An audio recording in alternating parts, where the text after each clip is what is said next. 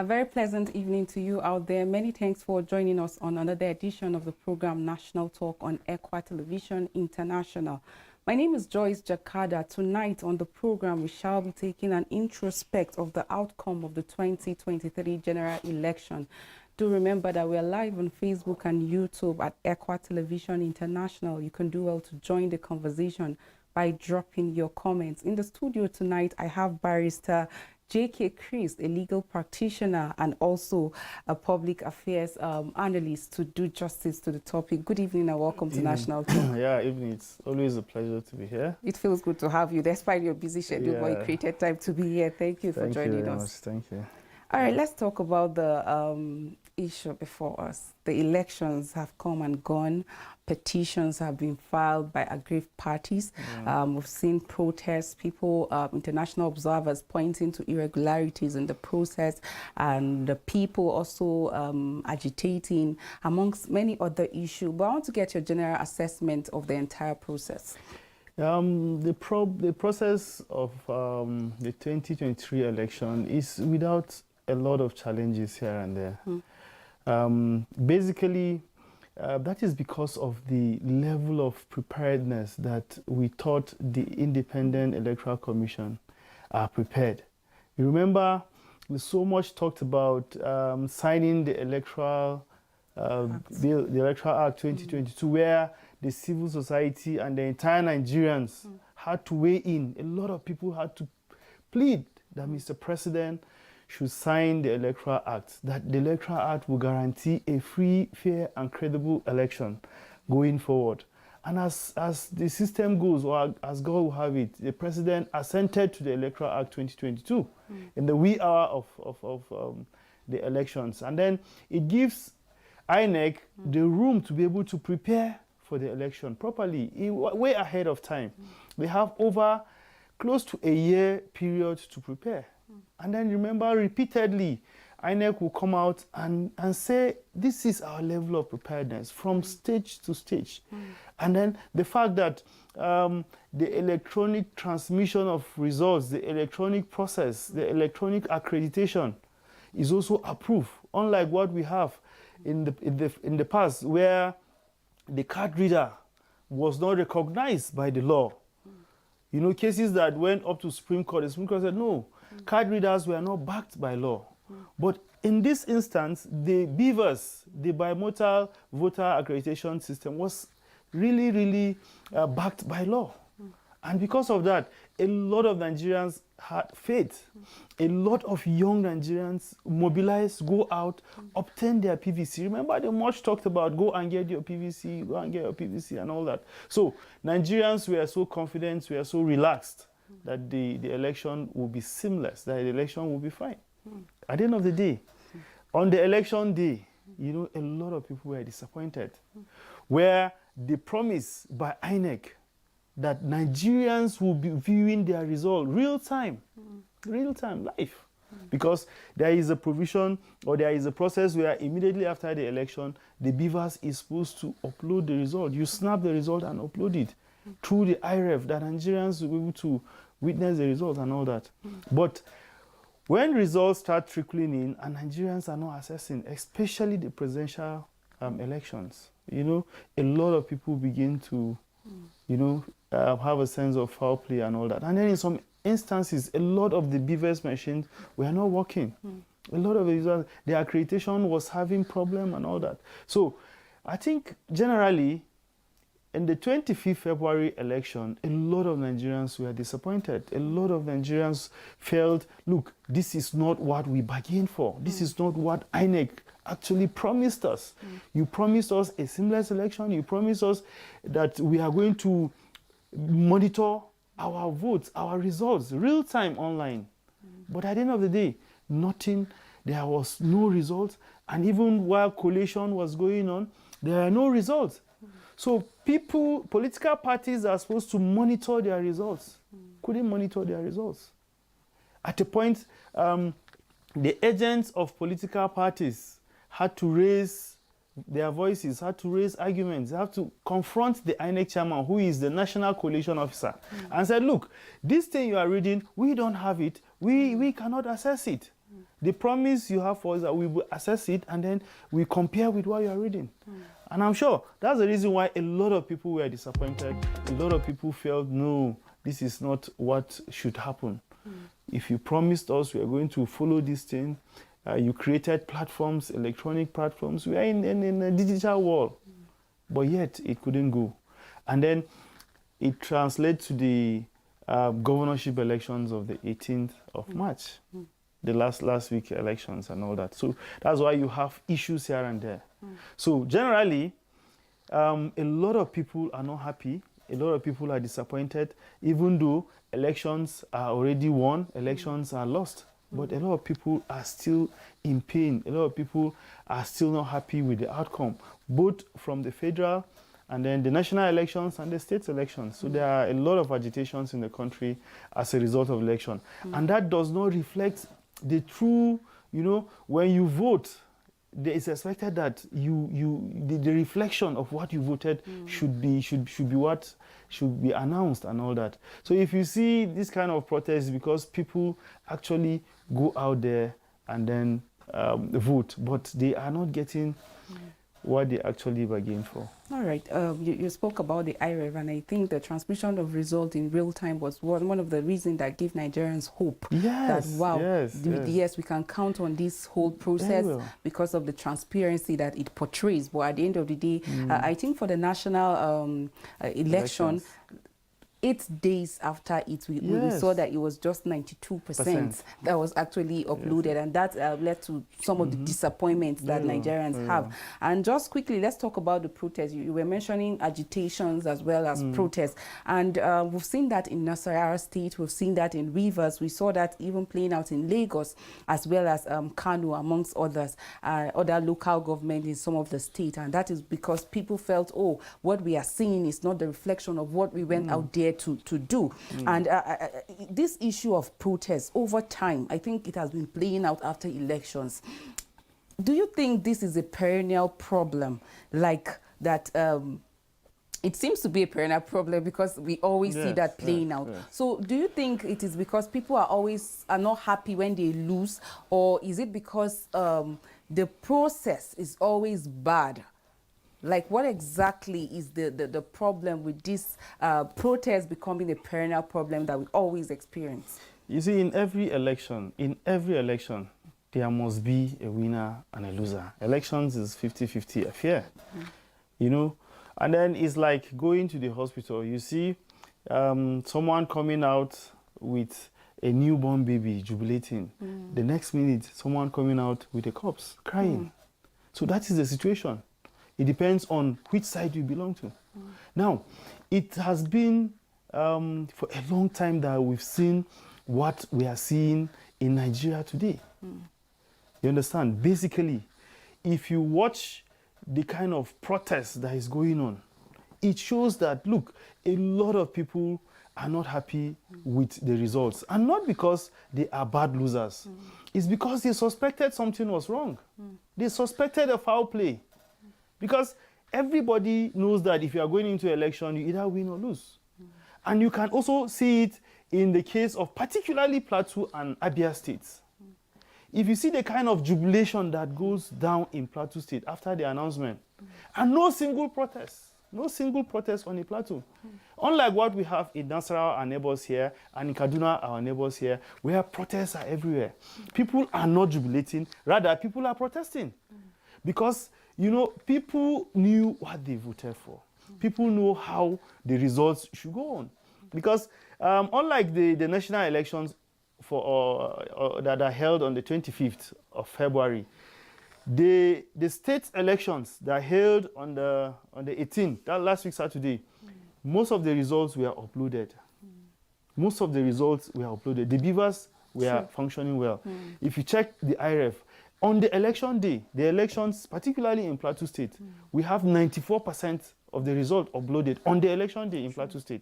So a lot of people followed the results. And that's why the opposition on the Plateau could not even say a word. But even the people in Nasarawa State that were declared, they are not jubilating. Because if you follow the result, you see there is a foul play. At a point, there is an issue. So people are protesting, and then the protest for this election is just too much because of the kind of hope that people had, that look, the right thing will be done. They have assured us that this beavers machine will work optimally, that without accreditation, you cannot vote. Unlike what we used to have in the past, that, you know, there is manual accreditation. After election, people will just go and tick the register and then stock ballot and then share ballot and all that. But this one, it's an electronic accreditation that if you are not accredited, you are not going to vote. And what you have in the beavers machine is what must be in the ballot boxes. True. So the total vote cast must not exceed the total accredited voters. So a lot of people have faith, people endure. Imagine people staying from morning till evening, and then at the end of the day, all those efforts, one person will just go and skew the results to favor whoever he wants to favor. And that is the reason for agitation. Not really because those people are bad losers. They have been losing election in the past. They have been losing election. Election have been lost and won in the past. And people have not protested like this. I can see the gory pictures of our mothers. Some going naked. Going naked. Oh my God. I've never seen this situation before. You know, I've never seen this situation that because of election, people will go to that extent.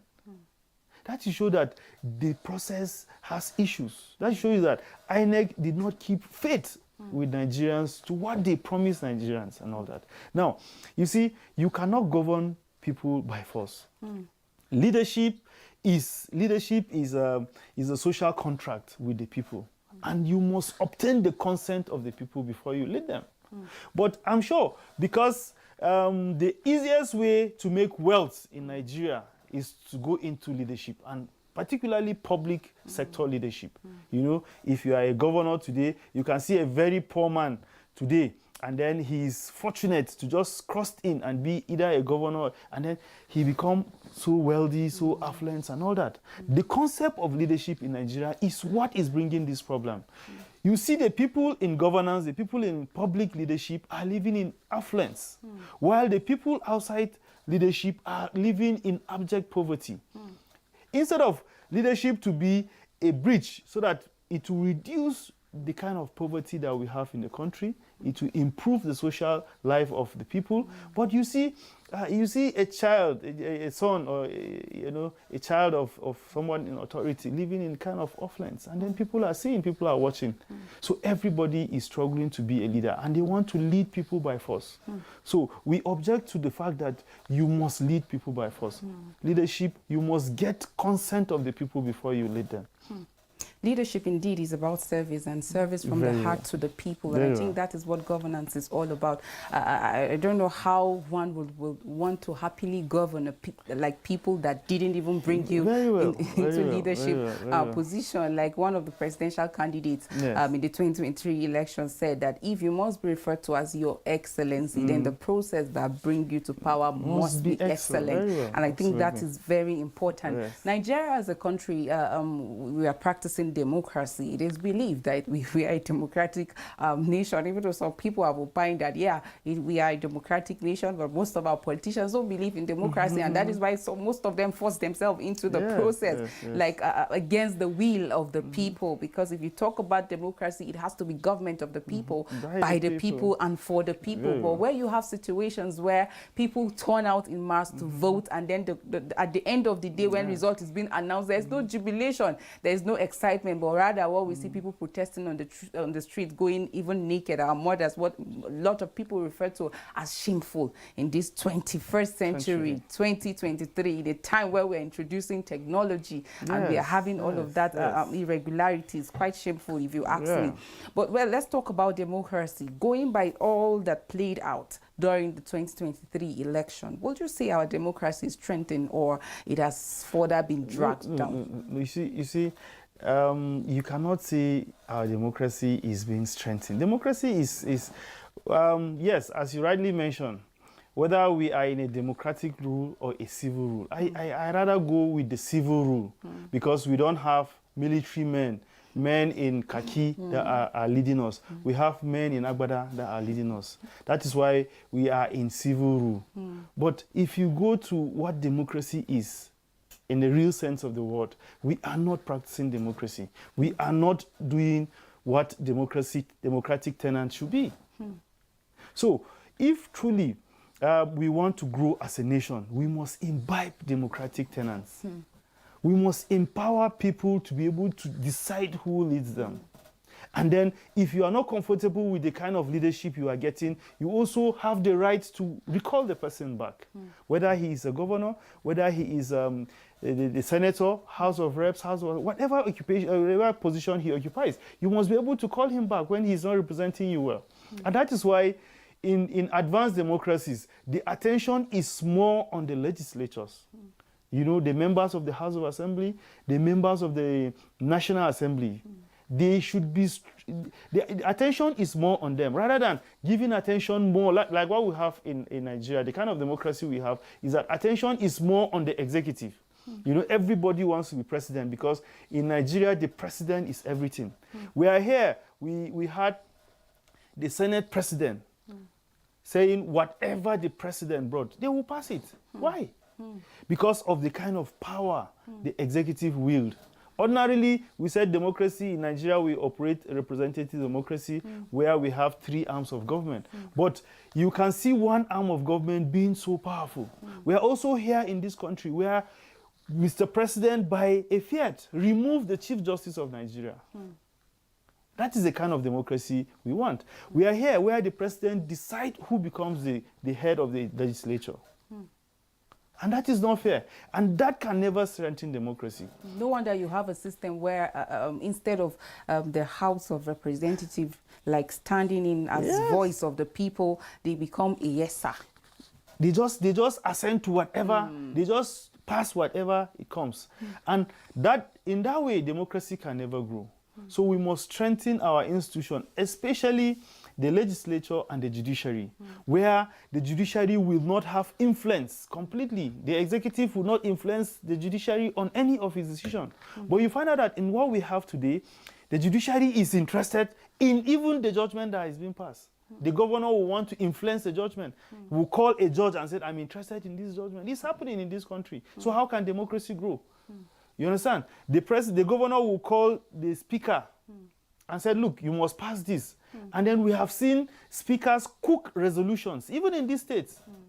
They cook resolutions and just sign without carrying other members along, because they know there might be dissenting voices and all that. So how can democracy grow like that, where you have one almighty body, you know, all others are under him, and then you claim that you have 3 arms of government, and then all that. So for us to strengthen democracy, the institutions must be strong, and then the people going into such institutions must be people of good character, people of sound mind, people that can stand on the truth. We need people that really know the essence of representing people. Wow.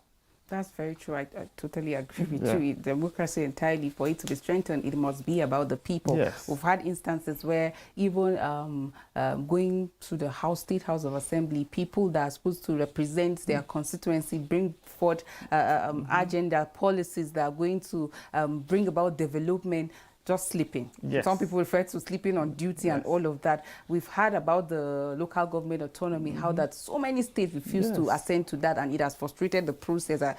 Well, I think at the end of the day, it's all rely on the people, voting the right people that will stand for the people. I think that is very needful. But quickly, let's talk about still on the outcome of the election. Some people have called for the cancellation. The presidential candidate of the PDP said he should be declared winner because he actually has the highest score, or the entire process should be cancelled. The presidential candidate of the Labour Party also talked about the cancellation of the entire election, and then conducting another election as well.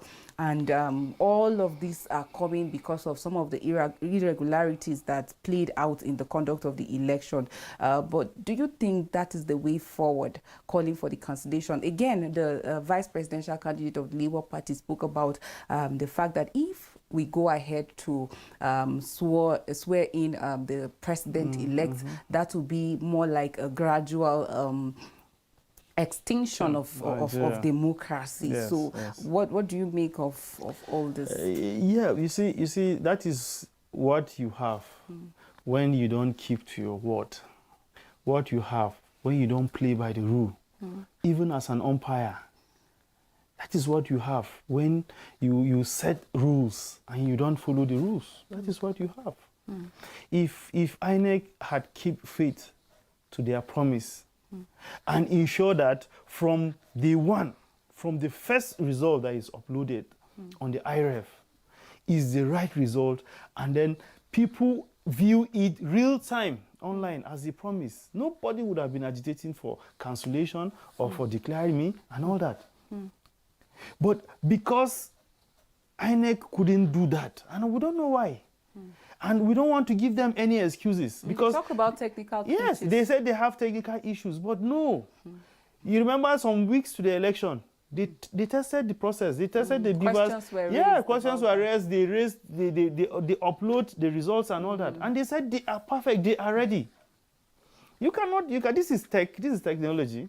You cannot tell me that just to scan something and upload it and then you have technical hitches and all that. No. You see, you have to be on top of your game. You have to up your game. INEC would have done much, much more better. And they have placed us in a kind of a quagmire that we don't know really how to get out of it. Because everybody now is claiming victory. We have a 3-horse race or even a 4-horse race, even though NNPP were coming far, far behind, you know, with just 1 million votes. You have 6 million here and you have 8 million there and all that. Now, how do you decide that? Someone is claiming that I have the majority of the lawful votes, and then someone is claiming that the Constitution clearly stated that you must win 24 state and FCT. So his argument is that the person that is declared did not win the FCT, so he shouldn't have been declared.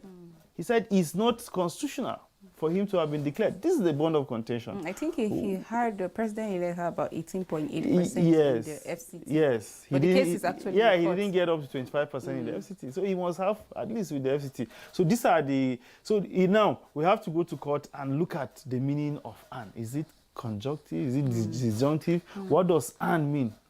Or is it "or" and all that? So it's going to be a matter of semantics and all that, you know, in the court. But I think Abubakar calling that he should also be declared and all that is also a sub judice, since he has approached the tribunal properly. He has filed in his petitions properly. So I think rather than trying to cause a kind of chaos, we should also hope that the judges now, because now it has been shifted, the umpires have been shifted now from INEC to the courts now, to the tribunal. So we should hope they should also look at it critically and save this country and come up with, you know, decisions that can save this country. Come up with judgment that a lot of people would believe in them. You understand? Instead of trying to also play the ostrich, trying to also play the game. Because, you know, in Nigeria, as I earlier mentioned, the ruling party, the president is the ultimate. He controls everyone. He decides what goes here. He decides, you know, at a point they decide even the composition of the tribunal, whether it is a court of first instance, tribunal of first instance, or even on appeal. They decide the composition, and then the panel determines everything.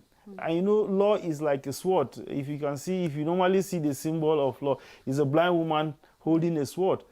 You know, the two double-edged sword. Anywhere it can go anywhere. And then wherever it goes, there must be justification. True. From my little experience of law is that, look, you can take your judgment anywhere and you can justify it. I've seen it where you can go here and justify it and go here. And then, you know, most of it, instead of going to the right thing, they will just look for technicalities, look for loopholes here, look for what you did not do.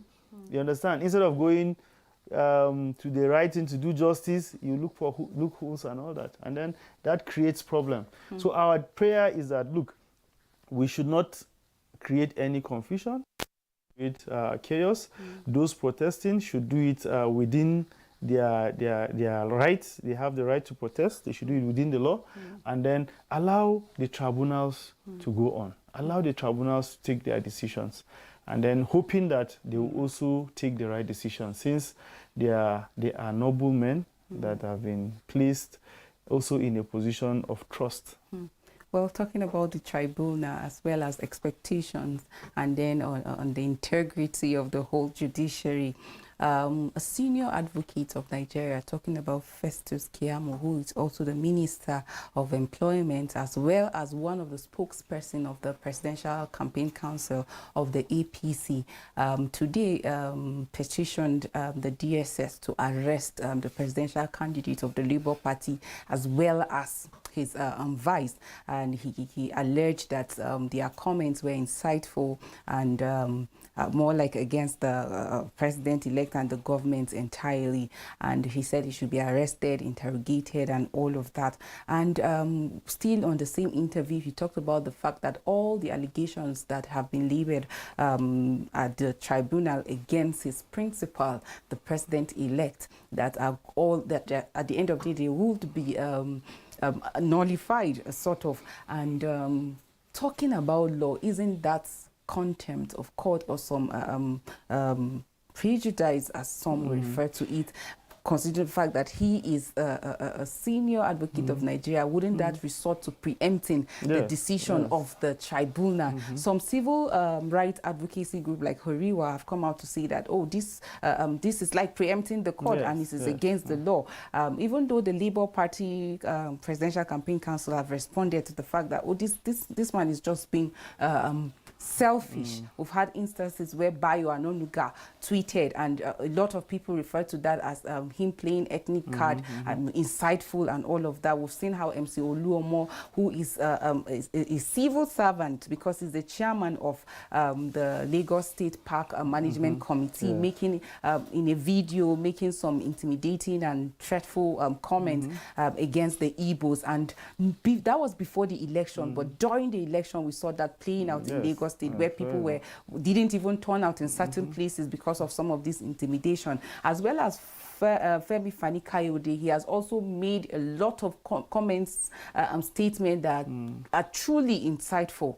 But yet, the Festus Keyamo more like showed his face the other side, disregarding some of this statement, and then looking towards this presidential candidate of the Labour Party and his vice statement, of which most people refer to them just expressing their human rights and by expressing themselves. So what do you make of his statement and talking about the fact that this case is already in the court, him preempting the decision of the tribunal? Yes, if you listen to, I listened to the statement of Ahmed Babadeti, the vice presidential candidate of the Labour Party, and as well as the statements by the Labour Party. Now, what they are trying to express is, look, do not allow democracy to go down. Yes, we know it's within their rights, it's within their fundamental rights to express themselves. They have the freedom of expression, they have the freedom of opinion. So it is their opinion that, look, this is the provision. If you allow this provision, if you jettison this provision and go the other way, you are setting the country under a very dangerous path as far as democracy is concerned. So it is their own opinion. And then he also owned the opinion. He said, it's my own opinion. So you can quote me verbatim. So if you are petitioning, you are petitioning on what ground? That he doesn't have the right to hold opinion. He did not call for any anarchy. He did not call for any revolution or any resurrection within the country. He only said, look, don't allow democracy to die in this country. And he particularly referred to the end of democracy. You understand? Because as we all agree here that, look, what we are doing is civil rule. So he did not say that the military should come and take over or that the country should crumble. He said it will bring the end of democracy, because democracy is the will of the people and is a government by the constitution. We have a law that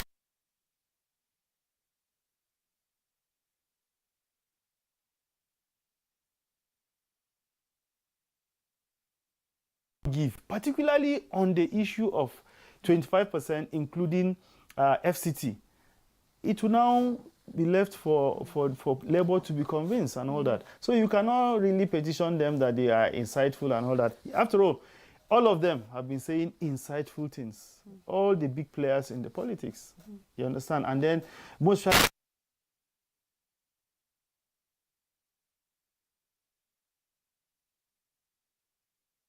to be a leader or to be in politics, and then take these people as your role model, you are in trouble. At a point, most of these campaign spokesperson, personally, at a point, I am so disappointed in them. Most of them, in all political parties, without any reservation, including, all the opposition and even the opposition in power. They shows that they are just desperate for power. They just want to grab power at all means. They want to malign this one, assassinate characters here just because you want power. No. They are all culpable. They are all guilty of this.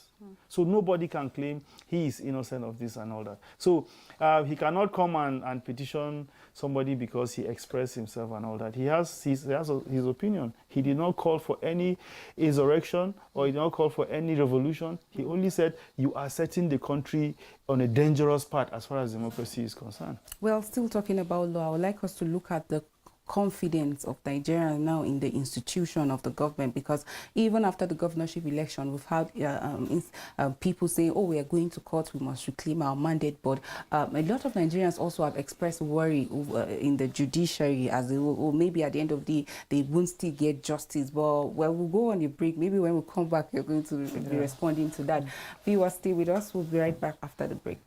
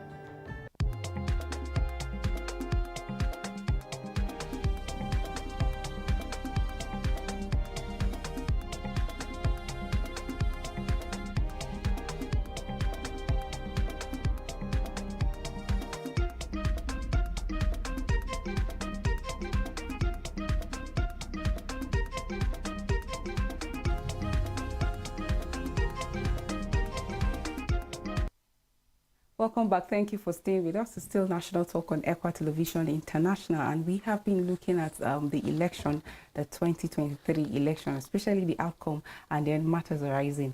I have been discussing with Barrister G.K. Chris, and you believe me that he has been doing justice to that. Our phone lines are now open for you to call in and make your contribution. So still on the conversation outcome of the result, people have expressed zero confidence on the judiciary and then the institution of the government. Is it possible to gain back the confidence of Nigeria? Yes, if only the right thing is done, especially by the judiciary. The judiciary has been referred to as the hope or the last hope of the common man. Because if you had issues, whatever it is, whatever grievances you have, whatever issue you have, and then you approach the judiciary, it is assumed that that's the only place you can get justice. And without justice, there can never be peace. There can never be harmony. And that is why whoever is going into the judiciary, most especially if you are going on the bench, that is the judges, you must be ready to accept the fact that you are there to serve justice. You are not there to serve any interest. A judicial officer is not supposed to serve any interest. You understand? Your first duty is justice. Even as a lawyer, if you are approaching the court, even if you are on the opposing side, your aim is let justice be done. Even if it is against your client, let justice be done. And let justice be seen to have been done. It is only when justice is visibly seen to have been done that the people will have hope on the institution of the judiciary. As I said, the battle has been shifted to the judiciary, and all eyes are on the judiciary to see what will happen. Come out clean. Come out clean. Where there are irregularities, where the laws are not followed completely, you say it. You can order for election, rerun elections. You can order for, your orders are bound to be obeyed. So, but where you are influenced, where you allow yourself to be influenced, because I've seen situations where some judges are punished. Some judges are even removed from being a judge because of some inducement that they allow themselves to be induced. And then it influenced the outcome of their decisions, the outcome of their verdicts, even in election cases and all that. So we are hoping, we are praying that the judiciary will stand up and operate in the interest of justice. INEC is not infallible. INEC has had his own challenges. And then if the elections have not complied substantially, because the law said we have to check whether the elections have substantially complied with the rules, with the law, with the provisions of the Electoral Act. So if those elections, wherever they are, if they have not complied substantially from the beginning of the election up to the declaration, INEC has the power, the judiciary has the power, the courts. And because I've had people say, okay, they want to go to court and contest election and all that. Now, particularly the election on the Plateau State, if you see the kind of jubilation around, and then you see someone said he wants to contest the election, how do you want to contest it? You understand? If you go to court and you can even prove, if you can even prove that something wrong happened and all that, the court will order go and conduct election. And if you're not surprised, you might lose further than this. And you've not seen any form of protest. Rather, you've seen jubilation. As I'm telling you, up till now, if you go to streets of Jos, different streets, people are still dancing, people are happy. Unlike what is happening in Nasarawa State and Kaduna State, that people are still, as I said, the people that won the election are not even out to celebrate. It's just like the national election. True. I've never seen, I've witnessed so many elections, and I've seen how people come out to jubilate after a president has been declared. But this is the worst election we have seen, where nobody, even the supporters of the government that are in place, their supporters cannot even come out to jubilate. You understand? That shows that everybody, across board, nobody is happy with the outcome because INEC did not keep to their promise. Imagine if they have uploaded the results, as they said, real-time online from day one, and everybody is following the result and adding up. Because the essence is that you follow, you add up, you follow, you add up. By the time it gets to the RAs, the registration centers, they will sum up from the polling units and all that, and it add up. It will be on the system. You can now add up all the RAs to add up what local government has. And then it gets to the states. They will add up all local government to see. So by that, people will be getting their results. You understand? And then whether you are in Abuja, whether you are in Lagos, you see these results, and nobody will argue it. Indeed, if the process is really transparent, when people lose, they will go down honorably. But of course, joined by all the reactions and what people have been saying, international and even domestic observers, the irregularities have indeed contributed to the fact that people are on the streets like protesting because they don't even trust what was presented to them. I want us to look at the people's factor playing out in this, especially gubernatorial election, as well as the State House of Assembly, because the State House especially is one of the elections that more like people don't really talk about. But I think the people's factor, now using Plateau State, for example, as an instance, actually played out, because we've seen people that didn't even, like the incumbent now being voted out. Like some of the power, the big wigs that people expect, because of the fact that you are in the system, you will come back ordinarily. They were actually shocked. We've seen how speakers cut across different states were voted out. And we saw how people that effortlessly, like they came into power. I've seen a situation where a 26-year-old lady in Kwara State, there's also the 35-year-old a man who actually voted out someone that was going in for the 6th term. And like it's more like the people's power is playing out, going by the jubilation as well in Plateau State. I think it's something that you liken to the people's power. Do you think Nigerians are awake? Yes, very well. Nigerians are becoming more conscious of what is going on around, especially at the grassroots. And that is why we are seriously advocating, or we have been consistently advocating that the grassroots, especially the governance at the local government, there should be complete and full autonomy of the local government system. Because this is where the people are. Politics, they say, is local. So people are in their local enclaves here and there. And they know what is happening. You understand? I've seen so many speakers serving speakers lost their seats, especially from Plateau, Yobe, and other states that, you know, we can see. And then to amuse you, the one in Plateau, it was a lady that defeated the speaker. A lady that came in late. She came in late into the race because of the unfortunate event that happened, you know, to her late husband and all that. But you find out that she conscientized the people. And the people are also aware that, look, you have been there, even as a speaker, you are not representing us well. You know, people follow activities of the House of Assembly, and then they know who is vibrant. You are in House of Assembly for 4 years, or for 3 years, or for 2 years. You have never called a constituency meeting. You don't even have a constituency office. You don't have a constituency office. You have never called a constituency meeting. You have never gone around all the electoral wards within your constituency as a member, as a speaker. And we know there are entitlements that are meant for the constituency. There are entitlements that are meant for the office. So people are conscious and going the same way the majority leader here. He's going for the 3rd time. But a young man that is just coming, he defeated him. Because you cannot be doing the same thing and expect the same results.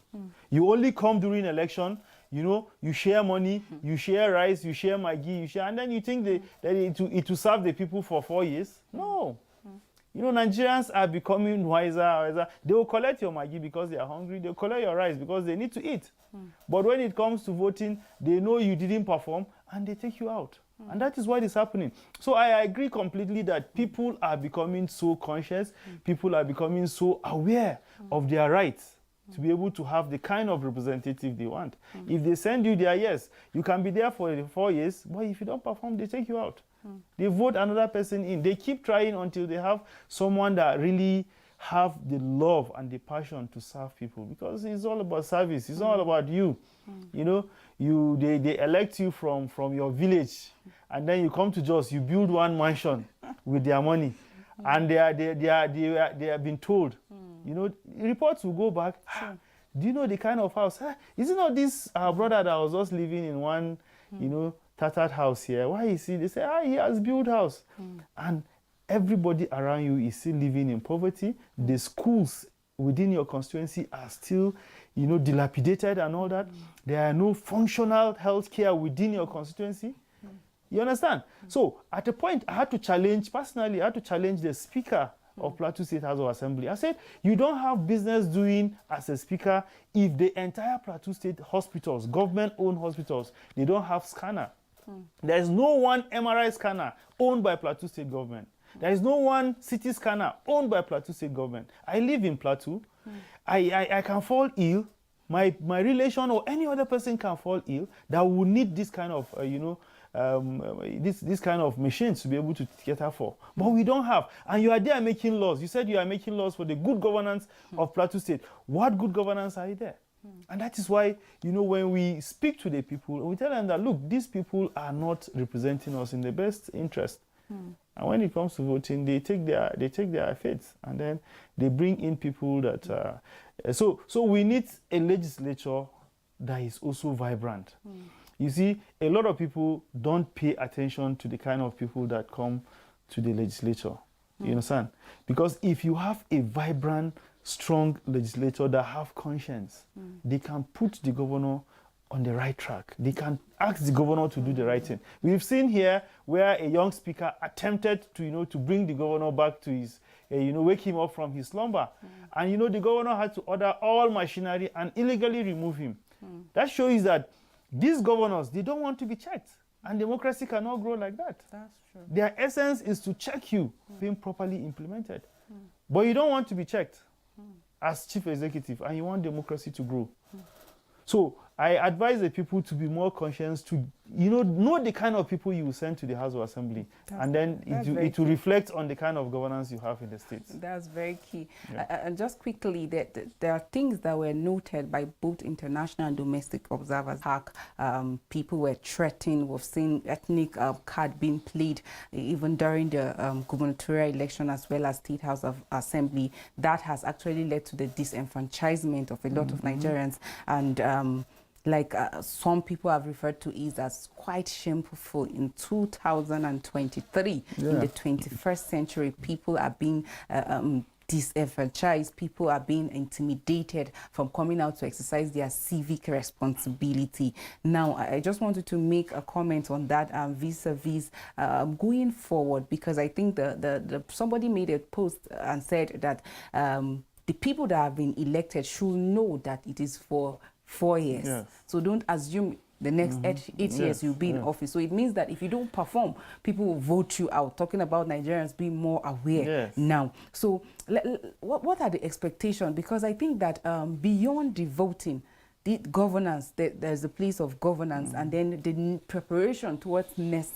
election also begins now. So what do you make of all the intimidation referred to as venom, and then Nigerians going forward? What are the expectations on there? Yes, particularly this election. You know, the election coming with a lot of challenges of character assassinations, and then, you know, you want to pull someone down, you want a lot of things we are flying, especially on the social media.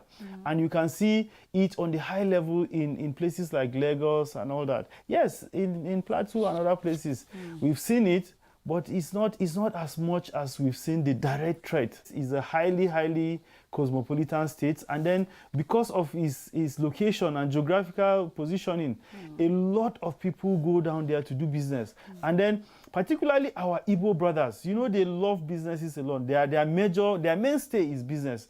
So they had a lot of people, you know, they are in quite number in Lagos and all that. And then there is this threat by the Yorubas that, you know, if we allow these Igbos, they will take over Lagos, they have businesses, they have money and all that. So they begin to threaten them and all that. They threaten you physically, threaten our candidate and all that, which is very, very bad. I expected that, you know, some kind of measures should have been taken. You know, these things we are going on and on and on, even before the presidential election. You know, there was no caution. And then seeing that they lost the presidential election, they really feel threatened. And then if they don't take that extreme measures, which is very, very wrong, they are likely to lose Lagos as well. And we saw them coming out to say that, can you heal? Can we move forward? But can they be healing without justice? Yes, and then after threatening people, after harassing, after killing people, maiming people, and then you are telling them to heal. How can they heal? There can never be healing where there is no justice. You understand? And then you did not do justice there. The other person will be crying. But immediately you find out what happened and you punish the other person, he will immediately stop crying because he knows justice has been done. So that is the concept of justice. That is the concept of healing. Wherever you want healing, there must be justice. You did wrong, heal a wound. Your wound cannot heal, an open wound cannot heal without you dressing it. You have to dress it. You know, where it needs stitches, you stitches, and then put iodine and all that. And then give the person some medication to be able to heal and all that. So if you see the way a lot of governors struggle to come back, I'm sure you know, we have seen from the result. Almost all the returning governors struggle. And in some cases, a governor lost election, a sitting governor lost election, a case of Zamfara. And then you've seen where you know, governors trying to impose their candidates. They lost. We've seen particularly case of Plateau and Abia and then other states like that. So people are becoming aware. And then, as you said, this election is for 4 years. And then I'll tell you that going forward, it will be worse. If you don't perform within your 4 years, the people will vote. We didn't send you there to go and make money or to go and become influential. You abandon your state and you are doing your national politics. You are going around Dubai, going around the world, and your people are here. There are a lot of people that are displaced in our communities today. And that is why it's happening in Kaduna. Kaduna people are angry. That look, we have a lot of crises, displaced people here and there. And the governor has quite a number of different faiths in Kaduna State. But why do you want to annihilate a particular faith within your state? Why? And that's why they are angry with the outcome, because they had sought for this change and they actually go for the change. Going by the national election, you see the kind of seats that, you know, the opposition party won in Kaduna State and all that. So this going forward, this is what we are going to be having. If you don't perform, the people would come together and vote you out. Indeed, leadership is about service, service from the heart to the people, and integrity is when you say a thing and then keep to it. Yes, sir. Thank you so Thank much. you And very to our much. viewers Yeah. out there, many thanks for staying with us. Do remember that at the end of it, after all is said and done, we have a country to build. Let's be careful with statements and comments, which is Nigeria. Let's work together to build a country where justice, integrity, and fairness will be served to all. Until we come your way same time next week, you have a blessed weekend.